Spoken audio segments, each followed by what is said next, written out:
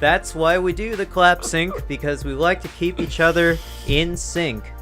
For this very special episode of the Hungover Podcast, episode 85, today we're going to be talking about a rich billionaire, maybe even two, because one of them's going to the moon, and one of them we may have some conspiracy theories about whether or not he could be the next president of the United States. Ivan. Boom. Yo, we have a third topic me. as well. I'm Ivan. That's Julien. That's I don't me. know if we introduced ourselves. This is the Hungover Podcast. Thank you so much. We're also going to be talking about teachers needing a second job and how tough it is to be a teacher in America. Word. Goddamn, it is a rough life out there for teachers. But Ivan, before we get to the topics of the show, now we like to do multiple topics now. It's pretty awesome. I have to tell the people where they can get this podcast to better convenience them. So you can get this podcast. I just got a triple kill in the amount of time it took you to do that statement. See, look, that's your specialty. You're actually more focused when you have multiple things to focus on. I don't understand you. I'll tell you though, you can get this podcast on iTunes, SoundCloud, and Google Play in audio form, but you can also get it in video form on the Hungover Gaming YouTube channel, which is our YouTube channel where we post various videos about video gaming, and of course the video form of the podcast where we cover anything that's interesting to us, usually nerdy, but also somewhat political. We like to use our platform to discuss different topics, so I hope you guys enjoy the conversation. You can also, of course, become part of the podcast. You can join the conversation live at twitch.tv/jujubysgood. The links are in the description below. And of course, twitch.tv/comradeboyar, where he auto-hosts me. Ivan. Yeah, that was a lot me. to say. That is you. Listen, last time I don't remember if I did it or not, but I can say this. Mm-hmm. Whenever I do it, which is very few and far between, I find it takes a long time to get through. And isn't all that interesting for me on a personal level. What? Just getting through all the rigmarole of saying where you can find us. Yes, and stuff. yeah. Oh, okay. I have no idea what you're referring to. Okay. Well, great. Now that we're on the same page, we start our podcast after the rigmarole thing with talking about what it is that we consume this week. What did we do for our media consumption, for our alcoholic beverage consumption? Mm-hmm. How did that go last night or this previous week? Well, I'll tell you, I did some things this week, Ivan. Not only have I been, starting to write my thesis, I've been trying to knock out the introduction of my thesis because the rest of it is pretty much already written, actually. Well, it will be written at some point through various publishings of papers. But, so that means I've been going to more cafes, to being the cafe guy, the old guy in the laptop in the back of the cafe trying to type his novel, So I'm that guy now. So I've been drinking a lot of tea. I've been sipping on some Earl Grey. I like to ask for some milk in there, Black tea with milk. That's all I'm saying, Ivan. It's good. It's good. My man. Aside from that, though, I have finally completed... I beat Spider-Man 2 weeks ago, but I actually platinumed it this week. So I finally finished up the map. So I'm 100% done with that game. I'll never play it again. I think I've only platinumed one game. It was Horizon Zero Dawn, I believe. Yes, but I did it very quickly. Yeah, it's an accomplishing feeling. Look, you feel completely done with the game, and I'll tell you, I was very satisfied with the Spider-Man Platinum. I think it's very achievable. The map is not too difficult to 100%, and then there's a couple of miscellaneous things that are very simple to do. That don't really take too much of your time. So I think if you really enjoy the game, I think it's worth getting the platinum. But, Ivan, I also managed to play some NES games because of the Nintendo Switch Online service launching on Tuesday, I believe. That's when it launched. So, not only did Nintendo decide to start charging $20 for their online service, but they did give us 20 NES games. So I've been playing a little bit of Super Mario Bros, Super Mario Bros 3, and The Legend of Zelda. Those are the, and then there's River City Ransom and Double Dragon, and Gradius Double are Dragon. the ones that are worth pursuing in that collection so far. They've said they're going to update it with some more games, although based on the state at which the Virtual Console was in at the end of the Wii, when the Wii, eShop closed down, I think that this, offering of NES games is pretty poor. It's pretty bad. But other than that, I've been playing that, and I watched a little bit more of Samurai Champloo. I really like that show. There was a touching episode that I just watched. It's a good show. I think that show is actually really cool. So I don't know if you've ever watched this show, Ivan. No, I have not. It's okay. Well, Samurai Champloo is, as ridiculous as it's gonna be. The basic overarching story is these three characters. There's Mugen, Jin, and I forget the name of the girl at the moment right now, but Mugen and Jin are great warriors, are like really skilled with their swords, but are complete polar opposites. So Jin is a very tempered and disciplined samurai warrior, but Mugen is this crazy guy that will just run directly at you and swing his sword and fuck shit up. So they end up fighting in the first episode, and they meet this girl who has Fu is her name. Yes, that's her name. So Fu is, I think she's like 15 years old or something. Yeah, I don't know. I'm reading the wiki. So. Yeah, so she's searching for the samurai that smells of sunflowers. And she basically coerces those two characters to stick with her the whole time. So they're always on a mission. They're always just wandering around trying to find that person. And that's literally what they have to go off. The samurai that smells like sunflower seeds. I don't know why that... I actually haven't made it to the end of the show yet, but I will find out.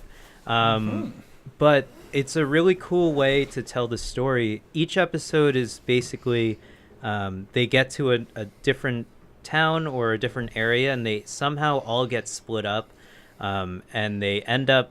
Mugen and Jin will go through their storylines, and they'll each get into trouble, and at the end of the episode it usually ends up like weaving its way back in, and they all end up there's a big brawl, and it's a really exciting fighting show. So I think it's definitely really good animation as well. There's a lot of hand-drawn animation in the action scenes, so I definitely think it's worth watching there. And of course the soundtrack, which might be my favorite part of the show,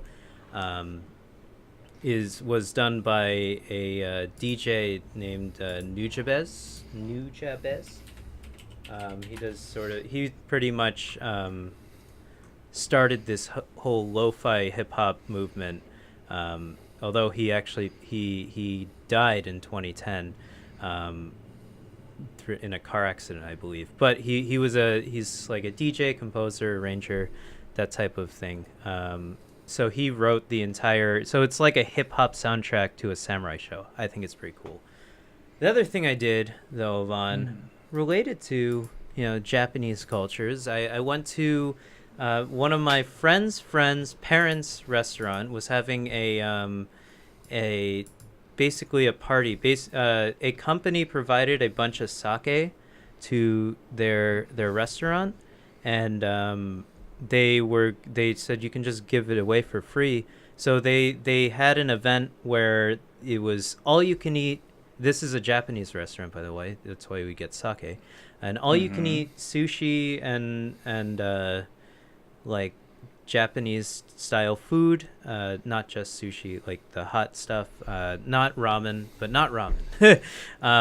Like there was takoyaki, things like that, and dumplings and noodles and things like that. I don't know what that is. Takoyaki is like you know what you've seen it in anime. They'll put it on a skewer. It's a bunch of balls. Oh yeah. I think it should translate to barbecue or barbecue squid, I think. So they're like squid balls. But Sounds delicious. yeah, so it was all you can eat food and Definitely seen it in anime. all you can drink sake. So I had a good night, and so they were charging people at the door, but I got in for free, which I was happy about because I knew someone there. Ho ho! You so were it was finally the guy with the pretty inn. Sweet. It was pretty sweet. like- Having friends in New York City is really awesome. But I will admit, I did drink quite a bit of sake.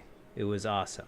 The notable sake that I drank here, I will bring it up in the background. So if you're missing out on all of this video action because you're listening to the the podcast in audio form, you're missing out on the visual aids we got here. So it's Zairaku. Juju do got the connections, by the way. Zairaku Junmai Ginjo. This is the bottle. It's really awesome. What's up, Captain Video? Welcome to the show. This is a very smooth sake, and it doesn't taste too. I don't know. Sake can sometimes have can be kind of harsh a little bit sometimes. Actually, maybe like a bad sake would be, but this would definitely go well with seafood and fried food like tempura. And Rice of course sushi. polish ratio. I don't know what that means actually, but I would It's probably assume the smoothness. Yeah. Well, hey, Because it's the grade also- factor, right? So it's probably the smoothness thing. yes. This is one of because we've gotten into discussions on this podcast about different alcohols, right? And like yes. how to judge it or where it comes from. Sake is probably the most mysterious alcohol to me. To you, yeah. It because is a very niche alcohol, I would say. I don't drink it that much. I don't know a lot of people that do drink it a lot, and I don't know anything about besides the fact that it's made with rice, Mhm. right? I don't know anything about its production or like how to tell if it's good or not. I just literally I drink it if it's in front of me, or I order it at a bar, or Well, I have occasionally had it at I think like a hot sake at PF Chang's. well, it's like wine. You know, you can tell. Look, okay, so the price of the wine and the grade of the wine doesn't necessarily mean you're going to like the wine. So, because it's also a Granted. wine, you can have it the same way. If you like a quote unquote shitty sake, it's still good to you. So why even bother spending extra money on a different sake? But this sake, I actually got a free bottle of it, so I have it in my refrigerator, which is pretty awesome. Because they were really trying to get rid of this sake. I don't know why. It's like, you can sell this, you know. It's like, okay, I'll take it. But I believe it is made similarly to wine. It's just instead of using, crushed up grapes, you just have a big vat of rice and I need pour a water how and it's probably some made sugar for and alcohol. yeast. Huh? You know that show How It's Made from the Discovery Channel? Definitely. And it took like everyday objects and it was like, here's how it's made. And you can. I need that level. I need that guy to narrate the process of how you make different grades of sake. Captain Vidya says comrade plus vodka equals happy comrade. That is most likely true. You tell him, comrade. I don't know. It's red wine puts me in a weird mood, but vodka generally only increases it. Unless it's too much too fast. In which case everybody better back away fucking slowly. get out of the way. Well, that's what I did, Ivan. What about you? I did nothing so exciting. I've been That's why I working wasn't at streaming the. yesterday. I've been working at the shop, so I've Sweet. got recently my second job now is will eventually be like a barista at a coffee shop, but at the moment I'm just making sandwiches. Mm-hmm. Tomorrow I'm excited. Tomorrow's like my first morning shift, so it should be busy, at least moderately, throughout the morning, so I should be making a bunch at a time. I'm doing this in preparation for having a restaurant with you, Julien. Yes, Um, it could happen, you know. I need people who are really good at what they do. So That's good. And he's gonna hire Duke Nukem, and Wolverine, and the Joker. There's also this new beer-focused restaurant that's opening up in downtown Syracuse that I'm interested in working for. At least to get to know like what it would be like to be in a restaurant for a little bit, like other than like the pizzeria that I worked at, because I do. Your mom said that we should both go to Culinary Institute. Yes, I think we should. Honestly, I would have a great time. I don't think it's a bad idea. I want to like throw myself into the environment, just like be like, oh, okay, this is kind of what it's like. Because Overcooked isn't good enough for you, dude. Single player Overcooked is a mind-boggling experience, by the way. I'm interested in having that kind of restaurant experience, and I also want to know how to make coffee. Just at a personal level. I don't know how to do that because I don't drink coffee. But see, there you go. And if we open up a restaurant cafe, coffee's served. Coffee is ready. Red Boy. The Hungover Gaming Restaurant. That sounds great. More like Kappa. Anyway. Kappa. So this weekend I have had a lot more whiskey than usual. Nice. I have this Jim Beam Devil's Cut. Okay. Just because it wasn't just plain Jim Beam, which I am tired of drinking. Mm-hmm. I don't know that the Devil's Cut is actually more potent. What I should do is buy a bottle of Jim Beam, buy a bottle of Devil's Cut, and blind taste test it. Blind taste test. But you know, I've just been doing that with a little bit of ginger ale from the SodaStream. I have the ginger syrup. It's an expensive taste test. But yeah, that sounds good. It's not that Out expensive. of all of the bourbons, Jim Beam is not that expensive. I know. I'm just saying it's not like the Coke and Pepsi taste test. They're just costly. Yeah, that's true. But you're right. That did make me think of is like maybe I should throw together like an alcohol taste test, and maybe we should do that as a video. That would be a fun video for me. Like we should get like I gotta come It would require visit. us having like a $200 budget per episode. Yeah. Oh. Oh boy. Okay. That would be the best video. I would love it. It would be a lot of fun. In any case, yeah. So, in terms of media, I've been. I watched movies at home recently. Mm-hmm. I haven't gone out to see anything new.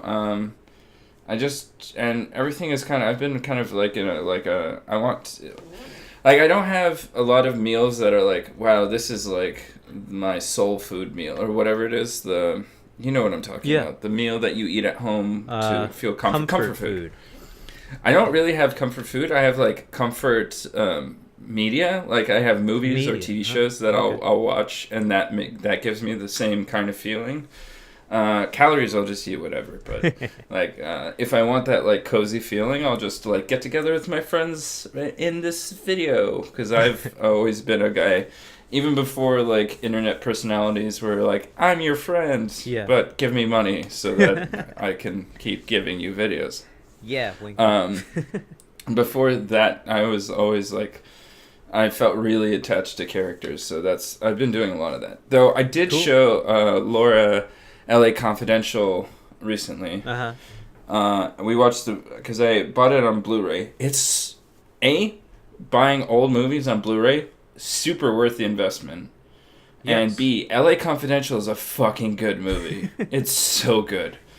Watching and it them makes on me sad Blu-ray, about Kevin Spacey. Oh god, don't mention him on the podcast. No, I'm kidding. He's a great actor.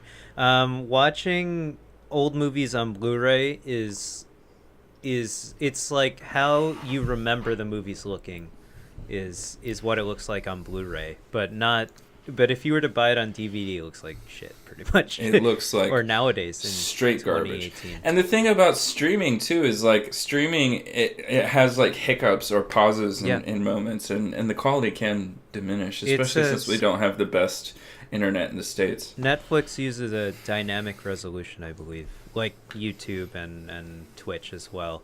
You'll be watching at one point a 1080p shot or stretch of time period, but then it'll slowly go back to 720 and then back up and then maybe back down to 540 if you're if your internet dips that much. If you're using Wi-Fi, don't use Wi-Fi. And it is prone to like hiccups and stuff like that too, That it too. will like freeze for a frame. Mm-hmm. And like a lot of people will be watching it and they don't notice it, but I really do. Especially movies or TV shows that I like a lot. That's why I still love getting physical hardware of things that I really love. Yeah, like it's really important. Amazon had a sale on Baby Driver, so I bought it. Baby Driver. We always talk about that. Or you always talk about it. I've still never seen it. Well, we can watch it now. I own it on Amazon. Okay, cool. But I still Do a Baby want a Driver physical. 3 years later, we our Baby did Driver review. a Battle Royale 2 review 20 years later, almost. Actually, That's true. almost. But Battle Royale 2 is well worth it. It's I so know. stupid. That was a horrible movie. Fucking movie. Speaking of Battle Royale, you know, that was a movie that took place in a futuristic Japan, and we've almost arrived at that future of Japan because there's a Japanese billionaire who's going to the moon. There is one Japanese billionaire going to the moon through a very hot topic in space exploration and I guess commercialization. SpaceX, the latest announcement from SpaceX of the first private moon flight passenger came from I guess. This is an article from the Washington Post, but I believe many outlets have reported on this. We have what was this guy's name? Why can't I find it in this article? Yusaku Maezawa. Oh, there it is. Yusaku Maezawa. That's right. He is a billionaire from Japan, and he's going to the moon, motherfucker.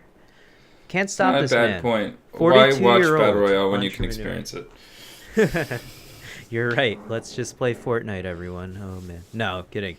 But how excited for you are you for this guy and the prospects that we're actually sending someone to the moon through a private company, privately owned company, or I guess is SpaceX.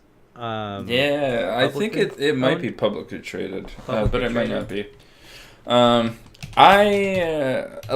Okay, we've gone over this before. I like space exploration. I fucking think that this private space tourism is such bananas bullshit. It's a private space firm is a private firm. Okay. SpaceX is a private firm. Cool. There are so many larger issues that we could be dumping this just sheer immense amount of money into. Yes. Like if we talk about like making public schools cathedrals, you know? Right. And Steve Ballmer was just on Bill Maher's Real Time with Bill Maher. And in the overtime, they asked him a question which was like, do you use, when you do philanthropy, do you stay away from government programs or not? And he says, I choose to, the best kind of philanthropy and the most successful things that we can do with money in terms of bettering society is in partnership with a government program. Yeah. So I think that yes, it is important to maintain space exploration for scientific purposes and like just the sheer amount of money that would be wasted in this guy going to the goddamn moon. It boggles my mind. Do you know how many kids like need lunches provided to them by the school? And this guy is just jetting off literally to space. It just boggles my mind. It's out of control. This for context, the average distance from the Earth to the moon is 237,000 miles, or 382 kilometers away. Of course, that changes from day to day, but on average, that's how far we're going to send him one way. I mean, imagine traveling that. How long do you think it takes to get to the moon? I would probably say maybe a day or two. I think the Apollo 13 mission was like 4 to 6 days. Okay, so I would say we can probably get there. Does it take to get to the moon? 5 days. 5 and 20 days? It takes 6 days. It took Apollo 11 it took 5 days and 23 hours basically. According to Google, for the mission duration. It says it will take 3 days around. So that's that. Imagine. Okay, let's theorize here, right? So okay, being an astronaut sounds like an amazing thing, and space travel sounds like a great experience. You're finally getting off this planet for once, right? And zero gravity sounds really enticing. But the amount of training you have to go through and you have to be at the peak of your physical existence, both mental and physical existence, to just withstand the G-forces going up and clearing the Earth's orbit, right? Dude, I watched a video of a guy so who was nuts. sitting in the back seat of a Blue Angel. What do they fly, like F-18 Hornets? Uh-huh. And he just fuck out. Yeah, he passed the fuck out. He's like, stay with me, keep your legs tight, stay with me. And then they bank really hard. He's like, now you're heading about 7 Gs. And the guy's like, uh-huh. Don't forget about the insane classes you have to take. Exactly, right? So, they're probably starting his training right now, right? But what I'm saying is, who are the privately funded astronauts that are going? Like, is he going by himself? No fucking way. They're sending him by himself. Oh my god, he could probably buy the rocket and everything for himself, but he can't operate it. I think it's absolutely. Or is it like as well that we're like a driverless car? The driver. Yeah, that would be great. It is the most expensive driverless Uber Elon ever. Musk needs to make the driverless spacecraft next, instead of driverless Tesla. But yeah, so I'm just saying, think about. We always fantasize. Most people fantasize about going to space at one point, but they're usually thinking of it in terms of it would be an amazing experience. But no fucking way would it be enjoyable for a second, except for the moment you get to see the moon close up might be, and whatever. If I don't know if this guy's gonna be able to get out of the spaceship, probably not. I think it's just a flyby. Okay, yeah. Well, okay. So the views that he'll maybe get would be pretty awesome, but I feel like he's just going to be really uncomfortable for 3 whole days. Wait, 6 whole days, because he has to come back. Holy crap. But he is Japanese. He's pretty small. Yeah, you're right. He's compact. They have the pod hotels, okay? So it's probably fine. Send him to a one-way send him one way to hell, basically. That's what Captain Vidya says. That is so true. Two where he's going. Ivan, this guy is crazy. Elon Musk said that this would cost between $2 and $10 billion. That's billion a great with a B. I know, and look, that's a great larger segue. Than the GDP of like a few different countries. Exactly, Ivan. And the other topic we wanted to talk about was teachers in America and the difficulties that they face going forward, not getting paid very much. Specifically in America, I can't really speak for how teachers are paid in Europe or Asia, but we're spending so much money to send this one man to the moon. Why can't we maybe put that into our educational system and perhaps raise teachers' salaries? What was it you said? $2.1 billion? That would be a great revenue. $2 to $10 billion. $2 to $10 billion. Add that to he estimated that it would be $5 billion with a B to do it. Jesus Christ. And they're going through with it. maybe in 5 years, but it'll happen. 4 to 5 day moon trip would not occur till 2023. Jesus Christ. Yeah, okay, so speaking of rich Soon. assholes with an immense amount of money and a desire to be space explorers. So Elon Musk has only a paltry $20.7 billion to his name, according to this net worth right. approximation. Jeff Bezos is $158.2 billion. God. Amazon. So valuable. Zuckerberg has like 60. Bill Gates is like 97.8. If we took like, I don't know, 2% of their net worth, I mean, just like think about it. Like there are 350 million people in the United States. Yes. Jeff Bezos could literally give each of them $1 million and not even lose $1 billion. That is true. There are like everybody in the United States could literally get $1 million. This guy wouldn't feel it. $1 million. Wait, he has He has 158 billion with a B. Billion. So yeah, you're right. You're right. That is how math works. Exactly. This guy, very rich man, but imagine all the taxes he'd have to pay to give that money out, Ivan. Come on, we can't be doing that. We can't be doing that. Just like the sheer immensity of this prospect is just like it's ridiculous to me. Okay, so what we're talking about is that there are in 2018, September 6th, the New York Times Magazine published the education issue. In it, they make the claim that 16% of American teachers have second jobs to make ends meet. So on top of doing minimum or average 60 hours of work in the schools, having been working in the schools for a few years now, I can say that is average, literally pretty what you're decent. doing. Yeah. Yes. And these people are getting paid what could be considered a decent salary. However, it also depends on where you live. For instance, if you live in Oklahoma, where education, the education budget was cut tremendously in Oklahoma. I'm looking it up now. And Captain Video says 2 to 10 billion. Imagine how much weed Elon Musk can get with that money. Guy would be blazed for the rest of his life.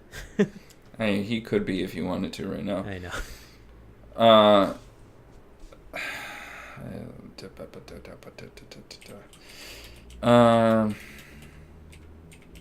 Okay, fudge it. I can't really find it. But the cuts to the Oklahoma schools were so significant that the Oklahoma teachers walked out and protested. They had zabastovka, so protest against the cuts. Jeez. So the average spent per student. How much do you think the average spent per student it was in 2015? The average. What do you mean? What does that mean? So there's a budget given to the state education fund, which distributes funds, or it's local taxes or whatever. So it's a mix of national program funding, state level program funding, and local taxes, which fund schools, right? Spending what do you think the average was spent per student? So the national average was $11,400. In Oklahoma, the national average was $8,000. $8,000 per student. Yeah, so that's $3,000 below where it was. Jeez. So over the course of time, right, in the next few years, teachers have been advocating for more funding for themselves and their students, like having to pay out of pocket for supplies like pens, calculators, different batteries for calculators, different things, right? It adds up. And you're not getting paid that much, which is why a lot of these teachers that we're showing from this New York Times Magazine article are from Oklahoma, right? They're in these districts that if they weren't there are very few teachers that want to go there. It's very difficult to get teachers to stay in very poor urban districts and very rural districts, both of which you'll find in what state? That's right, Oklahoma. So there's just a lot of problems with cutting education in terms of cutting per student, creating like voucher programs, which also take away money from schools, and cutting or having a stale level teacher pay over many, many years. Like in Buffalo, there was a freeze on teacher pay for a very long time. So there were no increases to teacher pay. So it did not keep up with inflation or other things. So being a teacher continues to be less lucrative than many, many different jobs. Meanwhile, we have one of the worst education systems in terms of its progress in the developed world. If you look at, like, we've covered this in several different education podcasts, right, that we've done, just like the amount of what our students' perception of themselves is what students actually do in terms of their performance, and just the gaps that we have. And if you look at like urban school districts, the gaps that you find in these, like just working in Syracuse like I do, the gap between where students should be and where they are in poor urban districts is intense. Like, you won't find a classroom where 50% of the students are all on or above where they should be. Right, I can imagine. You might find 50%, but the range of the other 50% of that classroom can be from, like, depending on the grade, obviously, but like several grades below. Like if you're in 6th grade, having a 1st or 2nd grade reading level, or having like a 3rd or 4th grade reading level, versus being on that 6th grade reading level where you should be. And the fact that teachers are so in love with the profession that they'll stick with that profession, but also are forced to have a second job is ridiculous to me, especially in light of like spending billions of dollars on sending rich assholes to the moon. It is a little out of hand, right? I mean, we should be encouraging more people coming out of college, coming out of graduate school, coming out of even high school, even that we really need more teachers in America. So we should be encouraging people to become teachers, because it's obviously a valuable profession to the country. And it should be a respected profession and highly revered profession. You know, it should be that way.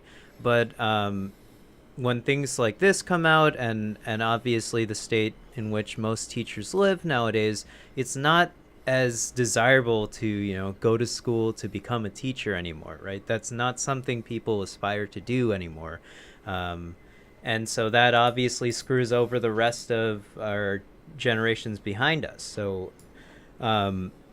this is not a good thing. Right. And it also screws with what we're experiencing today. Like, we wouldn't have the problems that we do with these fraudulent, like, quote, Russian attacks, right?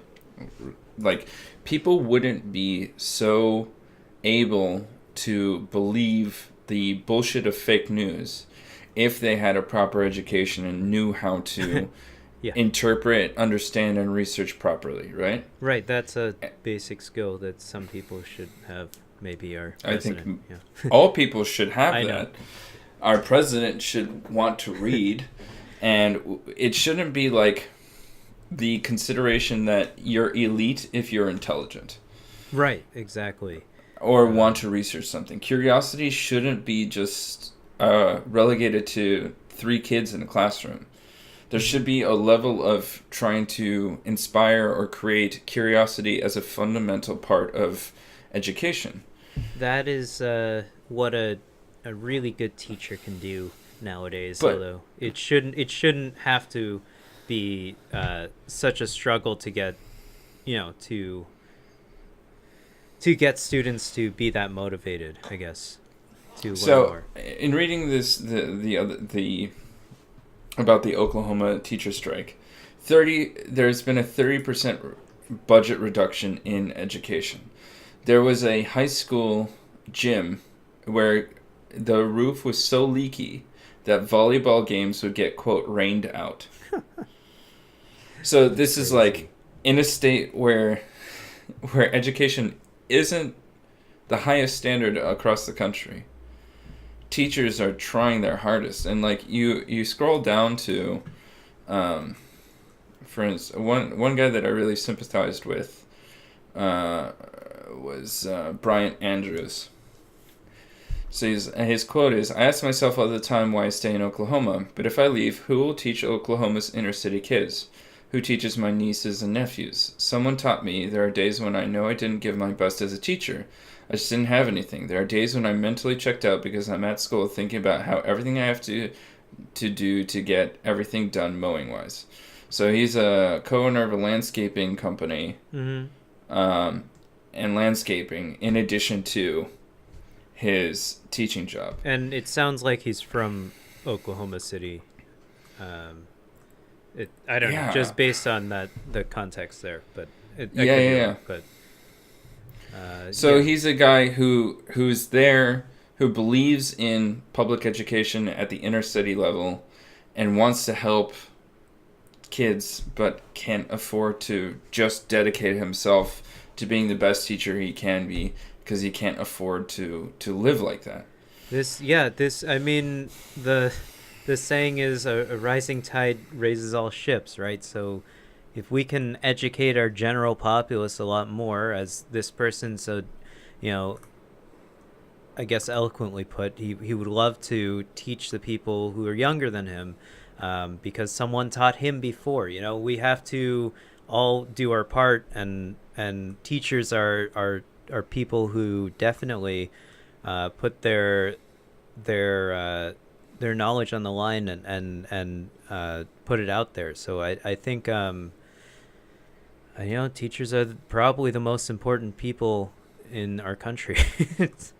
If you ask me, I would say it's the most important profession in this country is the educators out there. So I don't know why they get paid so little. Teachers, and have to struggle. General doctors. Yeah. These are two professions that have been shat on by all sorts of standards throughout the past 20 years. Right. 30, 40 years, since the 80s, really. This is like the amount of general, non-specialized doctors who service, family medicine goes down because it's surprisingly, doctors also can struggle to pay their bills without a supreme specialization. And you find doctors can't service rural areas anymore. So Kentucky, for instance, struggles a lot with having doctors available. And that obviously ties back into teaching and education, because if the kids are too sick to go to school, then they're not going to get any education. So it's a big, huge cycle that the middle class and the upper middle class down to poverty line are all suffering in the same way because of our lack of school supplies and funding for teachers and funding for schools. Just to even fixing that volleyball gymnasium's roof would be a great help to the community there. So it's just things like that, having funding for that at least would be amazing. But and then I don't know, it makes me angry, and again it all comes back to going to go out and vote. It's not just, right? That's part of it, but it's changing people's perspective on definitely on public education's importance in different places, and making sure that there's some level of equality.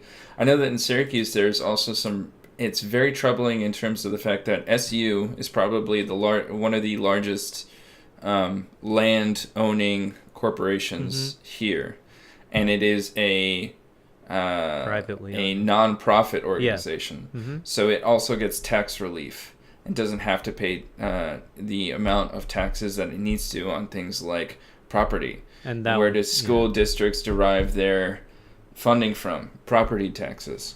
Mm-hmm. So unless we can like fix distribution of property and things like that, and I would like to and see what the percentage of students that are at SU now, or just in general, what percentage of them live in Syracuse and are from Syracuse. I don't know. Can they even afford to go to SU? It's a very expensive school.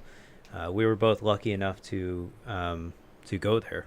You know, it's a great school, don't get me wrong, but it's also a private institution in America, and so those tend to be very expensive and very difficult. I still have a lot of debt. Yeah, exactly. So it can be Luckily, I got to work for the the government basically, and I have a grant. But even the funding that I got through that, when I go to pay my taxes, it's basically like winning the lottery. That's I pay taxes on the funding that I got from working at less than like $4.70 an hour at best was what I was making for my first year. Right. And so the money that I got for doing that as like a grant, I have to pay when I pay my taxes. I have to pay taxes on that as if I won the lottery. Yeah. It's Yep. It's a prize. I won the lottery. That's totally your prize.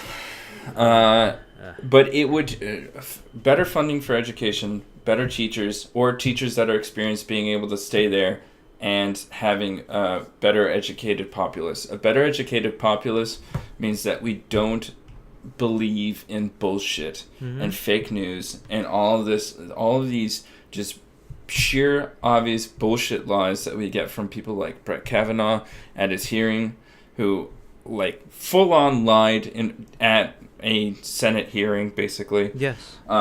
Yes, he did. And other lies that Trump has told from his inauguration to things way before that.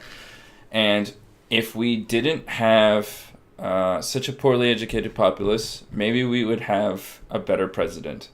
And maybe the only answer to having a better president is to have a billionaire run against a billionaire. You know, gotta fight fire with fire, Vaughn. This is topic number 3.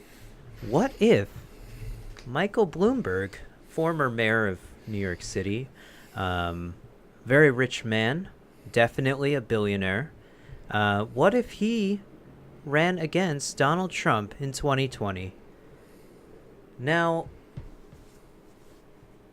I believe Mayor Bloomberg, as I like to call him, ran on the Republican. I feel like he's definitely a Republican. He's run on a Republican, an independent, and a Democratic ticket. He's run on all 3. Never mind. He's literally run on all 3. Okay. So, but the curio is that he's going to be running for president on the Democratic Party's ticket. Yeah, because he wouldn't get any support from at all. He wouldn't stand a chance if he was an independent, I would assume. Yeah.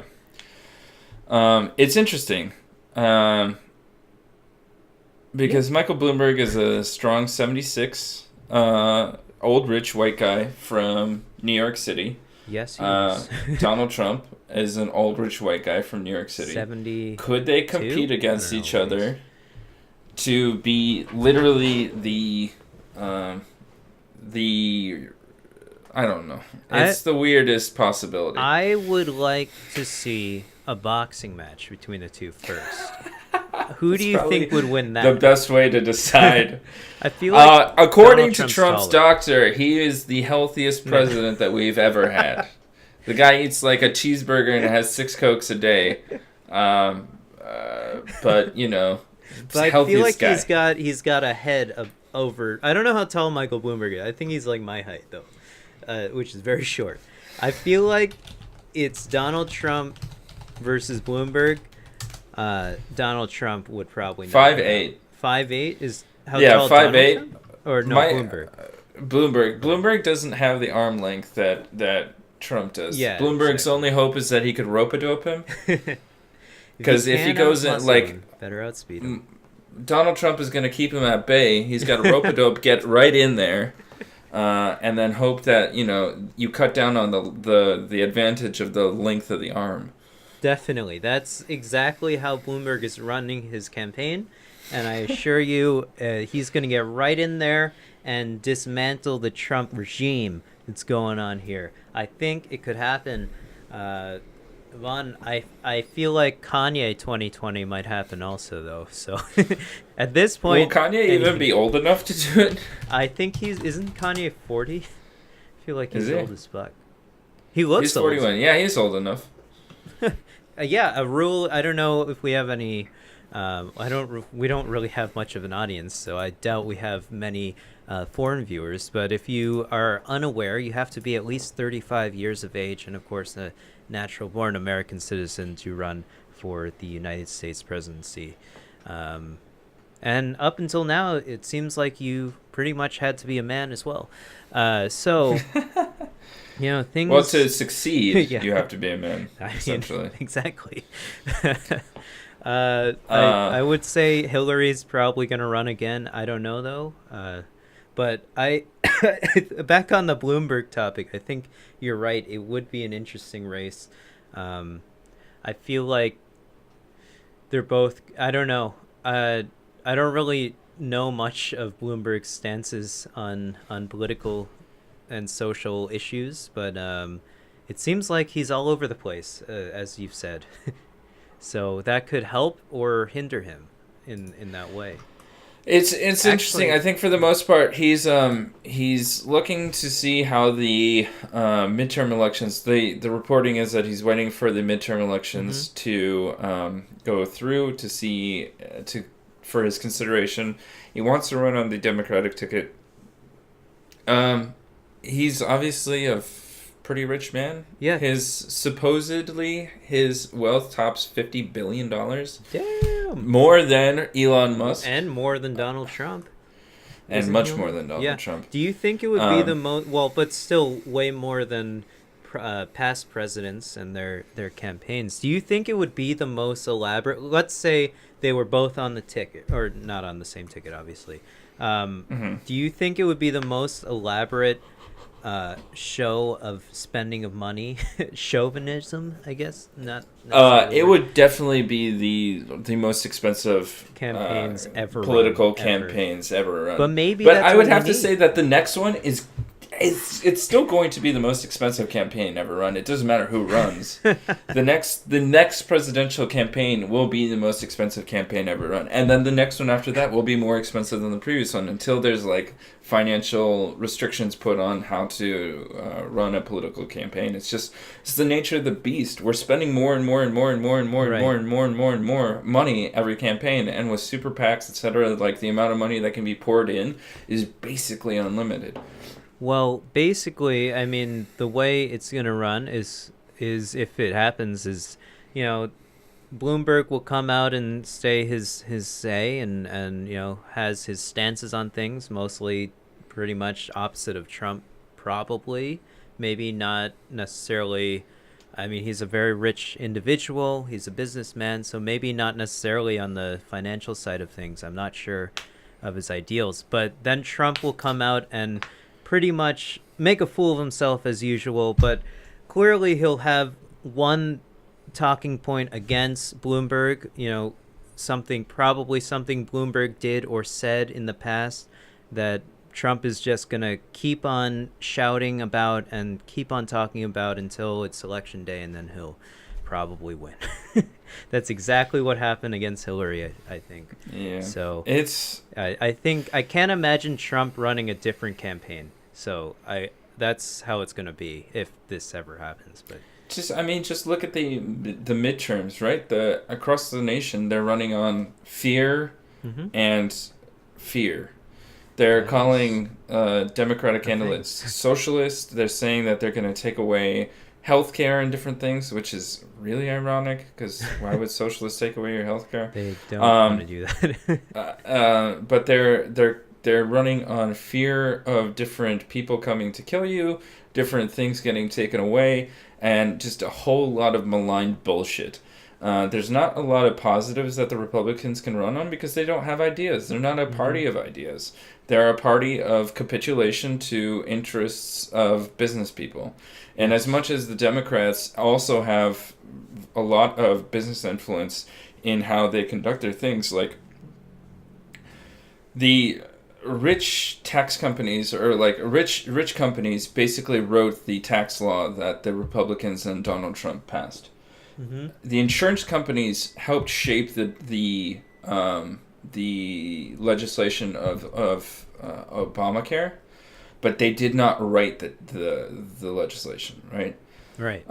It was in conjunction with everybody working together and was itself inspired by a Heritage Foundation Republican-based idea that Mitt Romney passed while he was a governor of Massachusetts. So there is just a lot of things that Republicans are never going to do, like develop a backbone against corporate interests, or for the most part, or a lot of the part, backbone against Trump because they're so secure in terms of making sure that they can stay in power as much as possible and getting their legislation passed. So if Bloomberg could compete with Trump in terms of, I'm a better businessman, I grew my company from nothing, you got your company from your daddy.